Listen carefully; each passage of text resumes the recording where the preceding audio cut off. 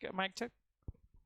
नमस्कार साथियों, वागर्थ एकेडमी के इस यूट्यूब चैनल पे, इस प्लेटफॉर्म पे आप सबका हार्दिक स्वागत, अभिनंदन है।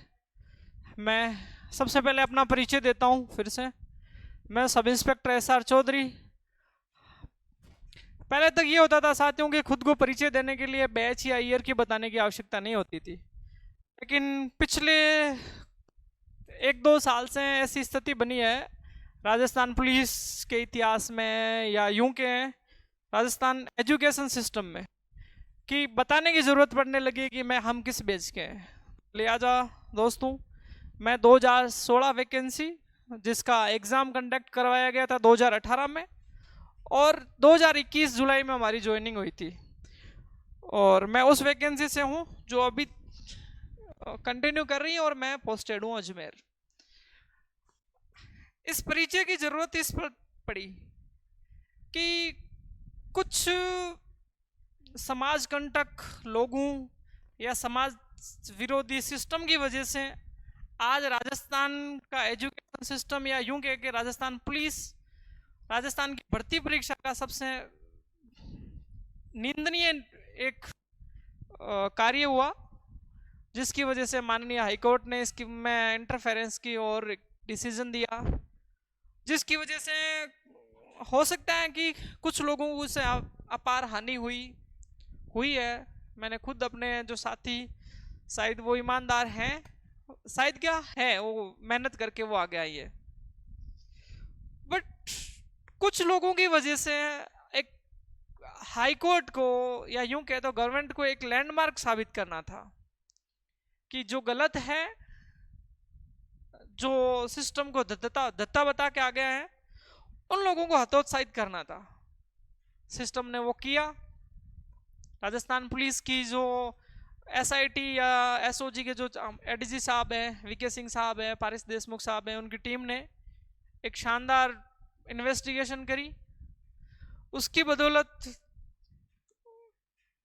राजस्थान पुलिस के जो सब इंस्पेक्टर थे 64 के समथिंग पकड़े गए, और कुछ जो लोग गिरोह थे आरपीएससी के मेंबर पकड़े गए। तो मोटे तौर पे 28 तारीख को जो डिसीजन आया हाई कोर्ट का, उसके बाद में सब इंस्पेक्टर की एक जो पद है, और उसको एक लेके नए सिरे से लोगों में जिज्ञासा जगी कि क्या है क्या नहीं है। मेरे पास पिछले 3-4 दिनों से मैंने एक पहले भी वीडियो बनाया था आरपीएससी नोटिफिकेशन से लेके सारी चीज़ों के बारे में। तो मेरे पास ये लगातार आ रहे थे कि भाई साहब, हमें फिजिकल के बारे में बताओ, मेडिकल के बारे में बताओ। कुछ लोगों को दिक्कत थी, उनके सवाल, कमेंट भी थे, फोन भी आ रखे थे। एक्स सर्विसमैन जो हमारे फौजी भाई थे, उनके मेरे पास खूब सारे कॉल आए। उनको एज को रिलेटेड काफ़ी सारी क्वेरीज थी। तो मैंने सोचा क्यों ना इस विषय पे एक बार डिटेल में और डिस्कस किया जाए। तो डिसाइड ये किया गया कि पेपर ठीक है, हो गया, उसके लिए इंस्टीट्यूट्स है, स्टैंडर्ड बुक्स है, एग्जाम क्रैक कर लिया। अब आपके सामने सबसे बड़ी चुनौती है वो फिजिकल की है। फिजिकल की चुनौती को कुछ इस रूप से लिया जाता है कि उसके गाइडलाइंस क्या है।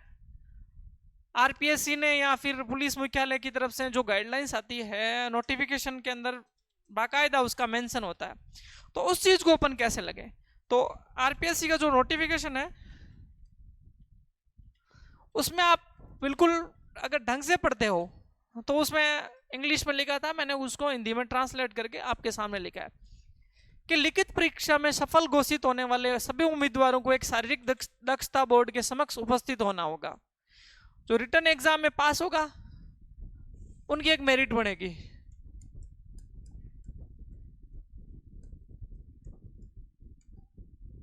कि मेरिट लिस्ट बनेगी।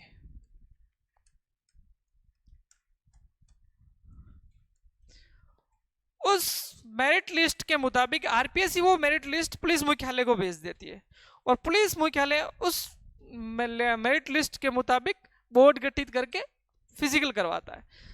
तो जिसमें एक बोर्ड के समक्ष उपस्थित, जिसमें पुलिस महानिदेशक, सह महानिरीक्षक, डीजी या आईजी के नेतृत्व में जो पुलिस निरीक्षक के पद की एक बोर्ड बनेगा, जिसका कम से जो मिनिमम रैंक का होगा, आईजी रैंक के एक अधिकारी होंगे, उस बोर्ड बनेंगे, और उसके अंदर एक पुलिस महानिरीक्षक डीआईजी, महानिदेशक से महानिरीक्षक द्वारा नामित एक पुलिस अधीक्षक एसपी या कमांडेंट शामिल होंगे। एक बोर्ड होगा जिसके अंदर एक आईजी साहब खुद हो जाएंगे, एक डीआईजी साहब और एक एसपी या कमांडेंट। किसी भी ट्रेनिंग सेंटर जहां पे भी होगा वहां पे ये एक बोर्ड बन जाएगा। ये वो बोर्ड विभिन्न जिलों या जिलों के समूह जैसा कि अधिसूचित किया जा सकता है के लिए शारीरिक दक्षता परीक्षा आयोजित करेंगे। पुलिस महानिदेशक द्वारा उम्मीदवारों की उपयुक्तता का आकलन करने के लिए निर्धारित शारीरिक दक्षता परीक्षा कठोर होगी। शारीरिक दक्षता परीक्षा 100 अंकों की होगी। हाँ, फिजिकल एग्जाम है वो 100 अंक का होगा, जिसके अंदर मोटे मोटे देखे जाए तो 3 प्रकार के इवेंट हो गए 100 अंक में, और इन 100 अंकों में आपको 50% अंक लाने हैं। 50% बोले तो 50 अंक आपको लाने हैं। आप अगर 50 अंक लेके आ जाते हो तो आपकी उम्मीदवार चयन के लिए पात्र। लिखित परीक्षा और शारीरिक दक्षता परीक्षा में सफल घोषित होने वाले उम्मीदवारों को परीक्षा और साक्षात्कार के लिए पात्र होंगे। अब आपने जो लिखित परीक्षा में मान लो कुछ आपके अंक आए, जितने भी लिखित रिटन एग्जाम में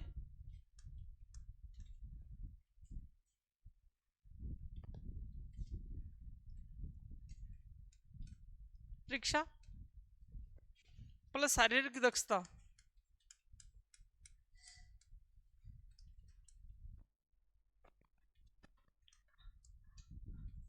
इन दोनों में आपके जो नंबर आए उनके आधार पे आपकी एक मेरिट लिस्ट बनेगी, और वो मेरिट लिस्ट किस जगह काम आएगी? इंटरव्यू के टाइम काम आएगी। और ये कुल कितना गुना होगी? 3 गुना।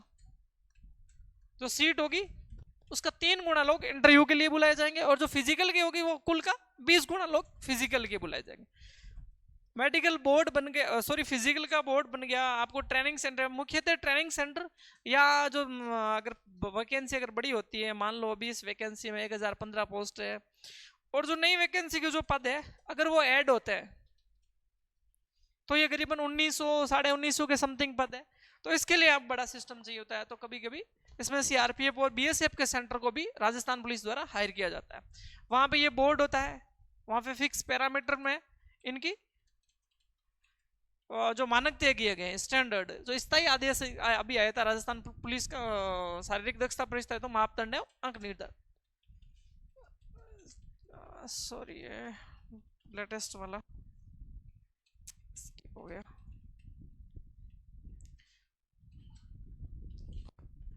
मैं लेटेस्ट वो आपको दिखाता हूँ।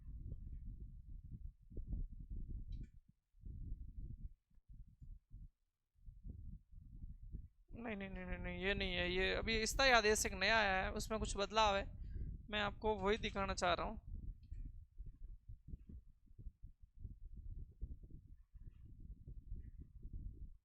स्टैंडिंग ऑर्डर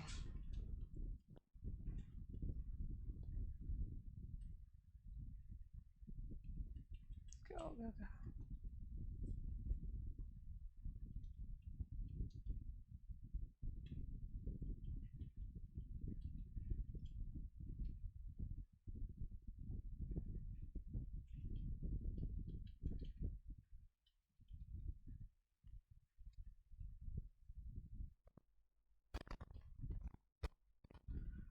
हाँ हाँ हाँ, स्टैंडिंग ऑर्डर था।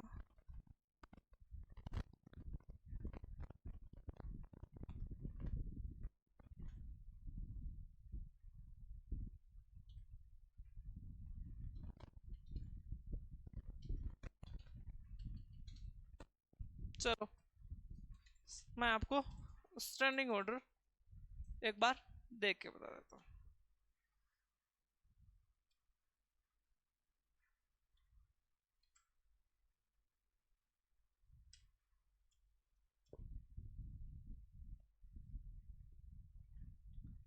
जो स्टैंडिंग ऑर्डर आया था ये आदेश संख्या 10/2025 है। राजस्थान पुलिस महानिदेशक द्वारा, जिसके अंदर 100 मीटर दौड़ है, उसमें आपको 14, 15 और 16 के अंदर दौड़नी है। कैंडिडेट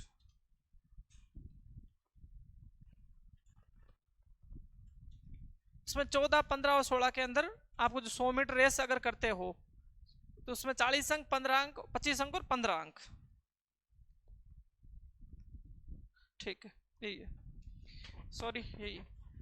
अगर आप 100 मीटर रेस, 100 मीटर है, आपको पैर पे एक चिप मान दी जाएगी, उस चिप के अकॉर्डिंग आपको एक सीधा ट्रैक है, उसके अंदर 100 मीटर रेस करनी है। यहां से यहां तक आपके सेकंड काउंट हो जाएंगे।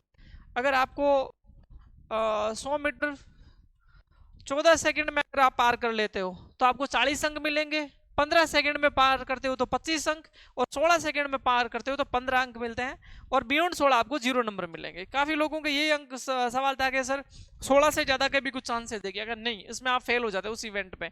उसके बाद में आप में लॉन्ग जंप के अंदर 15 फीट के 13, 14 के 20 और 13 के 10 है, और बिलो 13 फीट 0 अंक है। सैम चिन अप, इसमें आपको एक जो फट्टा लगा दिया जाएगा। ये लॉन्ग जंप में भी एक है कि जब लॉन्ग जंप तो अगर जो व्हाइट लाइन दी हुई है अगर आप उसको क्रॉस कर लेते हो, अगर थोड़ा बहुत भी अगर आपका अंगूठा बाहर है तो आप उसमें इवेंट में आप फेल हो जाते हो। सैम लॉन्ग जंप में यही है, चिन अप में ही है, आपको मिनिमम मैक्सिमम 7 चिन अप लगानी है, उसमें 30 अंक है, 6 में 20 और 5 चिन अप में। सबसे ज्यादा एक एक्स सर्विसमैन का क्वेश्चन आता है कि सर हमारे लिए क्या क्राइटेरिया होता है, क्योंकि बार है वो चीजों को देख नहीं पाते हैं, स्टैंडिंग ऑर्डर आ जाते हैं लेकिन उन लोगों तक पहुंच नहीं पाता है। तो 100 मीटर रेस 17 सेकंड, 18 और 19 सेकंड में 40 अंक, 25 और 15। फौजियों को, ये एक्स सर्विसमैन को इतना बेनिफिट है कि आपको 17 सेकंड मिल रही है, 18 और 19 तक दौड़ते हो तो आपको 15 अंक मिल जाएंगे, और फौजी आदमी तो 17 सेकंड में आराम से दौड़ लेंगे। फिर लॉन्ग जंप सैम, आपको इसी चीज को फॉलो ऑफ करना पड़ेगा, अगर लाइन क्रॉस कर ली है तो उसके बाद में आपको कुछ अंक नहीं मिलेगा। और लॉन्ग जंप में 13 फीट, 12 फीट और 11 फीट, 13 फीट के मैक्सिमम नंबर 30 मिलेंगे, 12 फीट के 20 और 11 फीट के 10 अंक मिलेंगे। और चिन अप अगर 4, 3, 4, 5 निकालते हो तो इस प्रकार से आपको नंबरों को वाइब्रिकेट किया गया है। सेम वही महिलाओं के लिए, महिलाएं अगर फीमेल कैंडिडेट 100 मीटर है, 17, 18, 19 है, 14, 25 और 15 अंक मिलेंगे। लॉन्ग जंप वही सेम, आपको कूदना है 8, 9 और 10 फीट का है। ध्यान आपको इसमें फाउल है, अटेम्प्ट एक ही मिलेगा, एक ही बार आप कूद सकते हो, दूसरा मौका नहीं मिलेगा। अगर आप एक बार में फेल होते हो तो दूसरा मौका आपको नहीं दिया जाएगा। शॉर्ट पुट थ्रो के अंदर 4 kg का एक गोला होगा, आपको फेंकना है, और उसकी आपकी जो डिस्टेंस होगी, अगर 14 फीट में फेंकते हो तो 10 अंक, 15 फीट में फेंकते हो तो 20, और 16 फीट में फेंकते हो तो 30 अंक। ये फिजिकल के जो क्राइटेरिया हो जाएगा, फिजिकल के सारे मानक है, इस प्रकार अगर पास कर लेते हो और मिनिमम आप 50 अंक ले आते हो तो आपकी मेरिट लिस्ट में आपको शामिल किया जाएगा, अदरवाइज मेरिट लिस्ट में आप शामिल नहीं होगे। नंबर 1 पॉइंट, मिनिमम आपको मेरिट में शामिल होने के लिए मिनिमम 50 अंक है, उसको ध्यान में रखना पड़ेगा। जो दूसरी चीज है कि अब खाली आप सोचो कि 50 अंक के लिए, अब इसका जो अगला पड़ाव है फिजिकल के बाद में जो थर्ड पड़ाव है वो इंटरव्यू है। जो इंटरव्यू के लिए जो लिस्ट बनेगी वो रिटन प्लस फिजिकल के मार्क्स के आधार पे बनेगी।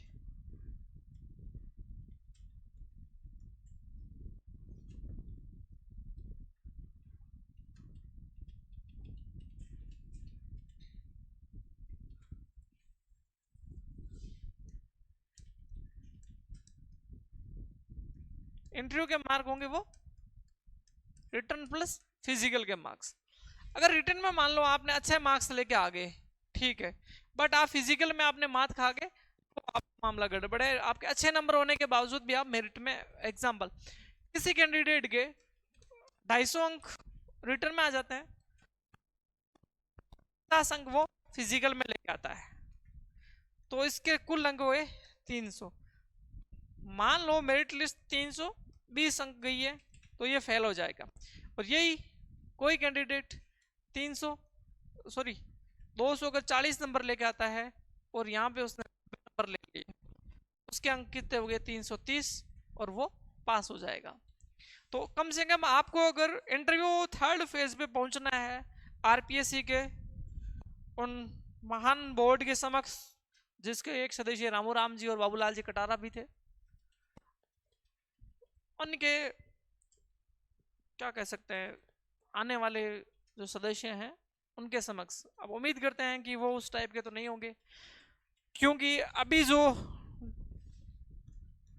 राजस्थान के एक्स डीजी साहब थे यूआर साहू साहब, वो आरपीएससी के चेयरमैन है, उनको ईमानदारी का लैंडमार्क माना जाता है कि पत्थर पिघल सकता है, हवाएं रुक सकती है, बट डीजी साहब के बारे में ये कथन है कि उनका ईमानदारी का कोई सानी नहीं है। तो यूआर साहू साहब अगर बोर्ड में है तो आप ये मानो कि आपको निश्चित तौर पे मेहनत के साथ ग्राउंड में उतरना होगा। अब आपका इंटरव्यू का जो था वो उस पड़ाव का एक अलग मैटर है। उसके बाद बात करते हैं फिजिकल की। फिजिकल होता है फाइनल मेरिट के बाद में, पेपर हो गया, इंटरव्यू मेडिकल फिजिकल हो गया, मेडिकल हो गया, और सॉरी इंटरव्यू हो गया, उसके बाद में मेरिट लिस्ट आ गई, उसके बाद सबसे लास्ट में मेडिकल होता है। मेडिकल के टाइम कुछ अभी मैं आपको परफॉर्मा दिखा दूंगा, मेडिकल बोर्ड कैसे बनता है, किस प्रकार का आदेश आता है। तो नियम 14 है, सेवा में सीधी भर्ती के लिए अभ्यर्थी का मानसिक और शारीरिक स्वास्थ्य अच्छा होना चाहिए और वह किसी भी मानसिक या शारीरिक दोष से मुक्त होना चाहिए। को फिजिकल और मेंटली हेल्थ दोनों ठीक होनी चाहिए। जो सेवा के सदस्य के रूप में उसके कर्तव्यों के कुशल निर्वहन में बाधा उत्पन्न कर सकता है। तो इस प्रयोजन के लिए इस संबंध में इस प्रकार का जो मेडिकल सर्टिफिकेट होगा ये एक बार आप डिटेल में पढ़ लेना, ये सारी चीजें आपको है, ठीक है। महिला अभ्यर्थियों के मामलों को छोड़कर कोई भी अभ्यर्थी जिसकी हाइट 168 सेंटीमीटर से कम हो, जिसकी छाती का नाम 81 से, तो जो मेल कैंडिडेट है उसको मिनिमम 168 सेंटीमीटर चाहिए, ठीक है, मस्ट है। और जो छाती का फुलाव है वो 81 से 86 सेंटीमीटर फुलाव के साथ 5 सेंटीमीटर फुलाव होना चाहिए, ठीक है। तो छाती का 5 सेंटीमीटर विस्तार हो, शारीरिक रूप से स्वस्थ नहीं माना जाएगा। दूसरा कुछ ठीक है, रिलैक्सेशन दिया था, शेर या उम्मीदवारों को छोड़कर किसी भी श्रेणी के 152 सेंटीमीटर और 47.5 किलोग्राम से कम होगा, फिर कम नहीं होगा। फीमेल के मामले में आपको हाइट चाहिए 152 सेंटीमीटर और महिलाओं के मामले में वेट होगा 47.5। तो गर्ल्स को ये है कि आप हाइट का तो कुछ नहीं कर सकते हैं, बट वेट पे ध्यान रखें। बहुत सारी लड़कियों की ये होती है, वेट होता है, पेपर ठीक होता है, सॉरी हाइट ठीक होती है, बट वेट में वो मात खा जाते हैं, इसकी वजह से वो बार कर दिया जाता है। एक क्लोज मेरे पास ये भी कमेंट आया था कि सर एससी और एसटी को 5 सेंटीमीटर की छूट दी जाती है। बिल्कुल दी जाती है एससी और एसटी को 5 सेंटीमीटर की छूट, लेकिन वो उस स्थिति में दी जा सकती है कि यदि कोई ऐसी का उस भर्ती में कोई योग्य कैंडिडेट नहीं है, आपके पेपर में नंबर ठीक है, बट आपके फिजिकल स्टैंडर्ड हाइट है वो इतनी है, तो आपको 5 सेंटीमीटर का जो दिया जाता है रिलैक्सेशन वो दिया जाएगा। एससी और एसटी के सामने 5 सेंटीमीटर से कम हो, लेकिन यह कि उम्मीदवार उपलब्ध नहीं हो, तो अपेक्षित संख्या में उपलब्ध नहीं होता है, तो उस स्थिति के अंदर छूट दी जाएगी, अदरवाइज नहीं। तो ये ऐसा अभी इन सालों में तो कभी अगर मान लो आज से 10-20 साल 30 साल पहले कभी ऐसा रहा हुआ होगा कि एससी के कैंडिडेट नहीं मिलते होंगे, बट अब तो हालात ये है कि एससी एसटी ओबीसी इनकी कट ऑफ तो जनरल के इक्वल या ईडब्ल्यूएस से ऊपर जाने लग गई है। गढ़ वाले और गोर का उम्मीदवारों की ऊंचाई 160 सेंटीमीटर से कम नहीं होगी और उनकी पिच की और फुली हुई छाती क्रम से 79 और 84 से कम नहीं होगी। छाती का फुलाव मतलब 79 और 84 है, 1-1 सेंटीमीटर का इनको रिलैक्सेशन दिया है। अब ये होने के बाद आरपीएससी जो फाइनल मेरिट लिस्ट है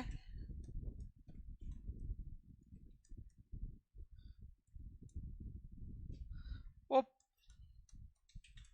पीएचक्यू भेज देगी, पीएचक्यू मेडिकल बोर्ड के लिए लिखेगी। पीएचक्यू है वो जो राज्य के मुख्य चिकित्सा अधिकारी को मेडिकल बोर्ड के लिए लिखेगा। मेडिकल बोर्ड में लिखने के बाद जो मुख्य चिकित्सा अधिकारी है वो हॉस्पिटल नॉमिनेट कर देगा और बोर्ड का गठन कर देगा। तो जो भी संबंधित हॉस्पिटल है, अगर सीमित संख्या में उपलब्ध है, मैंने एक जेएलएन का उपलब्ध था मेडिकल का, तो ये मैंने देखा है। तो इस प्रकार ये 5 या 6 लोगों का बोर्ड बनाया जाएगा और इसमें ये डॉक्टर मौजूद रहते हैं। ये एक मेडिकल का परफॉर्मा है कि किस प्रकार से मेडिकल में कितने कितने बोर्ड बनते हैं। और मैं 1 मिनट आपको बता देता हूं कि मेडिकल बोर्ड में 5 प्रकार के बोर्ड का होता है। नंबर 1 मेडिसिन विभाग का, दूसरा शल्य, तीसरा नेत्र रोग, चौथा ऑर्थो, पांचवा शल्य। महिलाओं के मामले में स्त्री रोग, स्त्री रोग विशेषज्ञ। इन 5 के आधार पर मेडिकल बोर्ड का गठन किया जाता है। ये जो मेडिसिन वाले सभी प्रकार की जांचें की जाती है। मेडिसिन में आपकी ब्लड की, यूरिन की, और इसके अलावा HIV टेस्ट भी किया जाता है। इसके अलावा ECG की जा सकती है और ब्लड प्रेशर वगैरह, ये जो सामान्य जांचें ECG, EEG, ये तमाम प्रकार की जांचें होती है। उसके बाद में जो शल्य वाले सर्जन है वो सारी चीजें आंखों में के मामले में आपकी 6/6 या 6/9 विथ चश्मे के साथ में आपको 6/9 होनी चाहिए। मेडिकल के मामले में सिर्फ एक ही चीज जो चिकित्सा में नेत्र केंद्र है, आपको कलर ब्लाइंडनेस नहीं होना चाहिए। कलर ब्लाइंड अगर हो, वर्णांधता है, तो उस स्थिति में नहीं लिया जाएगा। बाकी मेडिकल को लेकर इतना चिंतित होने की जरूरत नहीं है। मेडिकल बहुत ही इजी और अच्छे से तरीके से होता है। 1-2 कुछ चीजों को अगर छोड़ दिया जाए तो मेडिकल में दिक्कत नहीं आती है। एक हाइट फॉलो अप करनी पड़ेगी 168 सेंटीमीटर जो बताई गई है। दूसरी, महिलाओं के मामले में वेट में कुछ जो डॉक्टर्स बोर्ड होता है वो रिलैक्सेशन भी देते हैं कि भाई ठीक है, वजन बढ़ सकता है वापस, लेकिन हाइट के मामले में गुंजाइश नहीं है। इसको फिर से, अगर बहुत बार ऐसा हुआ है हाइट की वजह से लोगों का रीमेडिकल करवाया है और रीमेडिकल में उनको फेल किया गया है। तो और दूसरी, कलर ब्लाइंड के मामले में डॉक्टर कोई कभी भी इस सूरत में आपको बख्शता नहीं है, आपको इस पे करना ही पड़ता है कलर ब्लाइंड। इसके अलावा स्त्री रोग विशेषज्ञ जो महिलाओं से संबंधित जांच करेगी, वो महिलाओं से संबंधित जो भी मोटी मोटी जांचें होती है, जो भी दिक्कतें हो सकती है, उन चीजों को वो फॉलो अप करते हैं।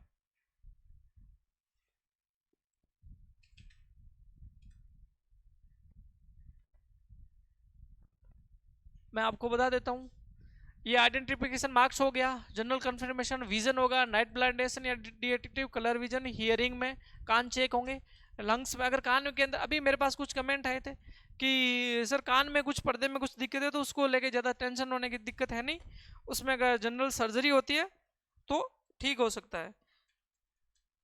और कुछ पॉइंट थे कि आर्मी में पॉइंट दिए हुए हैं, आर्मी के पॉइंट और इन पॉइंट में दोनों में फर्क है। आर्मी के पॉइंट का ये है कि आर्मी के अंदर बहुत डिटेल में मेडिकल किया जाता है और पुलिस में अपने सब इंस्पेक्टर का इतना नहीं है, उसको टेंशन होने के। और दांत को लेके था तो दांत में भी इतना कुछ इश्यू है नहीं, तो दांत को लेके कोई इतना प्रॉब्लम नहीं है कैसे भी हो। किडनी वगैरह इसमें नोट ये होती है, ये जो नॉकनी, पुलिस के अंदर नॉकनी का कोई कंसेप्ट नहीं है, स्क्लेंड और वीनस है इसमें, ये मोटे मोटे डॉक्टर द्वारा, मेडिकल बोर्ड के द्वारा देखा जाता है। फाइनली जो मेडिकल बोर्ड का जो अध्यक्ष होता है, जो चीफ जूरिस्ट होता है, वो उन चीजों के आधार पे क्वालिफाई और डिस्क्वालीफाई है। ठीक है साथियों, इसके अलावा अब उम्मीद करते हैं आप तैयारी में बहुत अच्छी तैयारी में जुट गए होंगे। आपने काफी सारा पोर्शन कवर कर लिया होगा। आपको साथ ही साथ टेस्ट सीरीज का जो पोर्शन है उस पर फोकस करना चाहिए, क्योंकि जब तक आप प्रॉपर आप टेस्ट नहीं दोगे तब तक आप जो इच्छित पोस्ट है या आपका सिलेक्शन होना है वो सुनिश्चित नहीं है। और टेस्ट में तो आप इस प्रकार की तैयारी करके जाओ कि वहां पे जितना आप टेस्ट पेपर में, ट्रेनिंग से संबंधित एक डायलॉग है, मैं आपको पहले ही बता देता हूं, कुछ ट्रेनिंग के वीडियो बाद में बनाएंगे तो तब पता चलेगी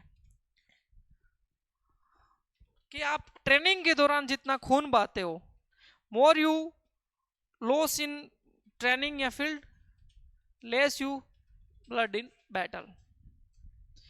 अगर आप ट्रेनिंग में जितना ब्लड बहाओगे उतना आपको वॉर के दौरान कम खून बहाना पड़ेगा।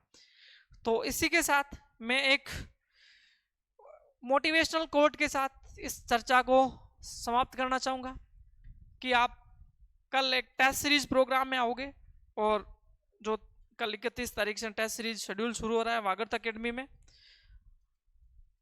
उसमें आप सभी आओ, देखो, खुद को परखो। तो एक बात है कवि कल्लोल की, तू भोर का पहला तारा है, परिवर्तन का नारा है, ये अंधेरा कुछ पल का है, फिर सब कुछ तुम्हारा है। ठीक है, थैंक यू साथियों।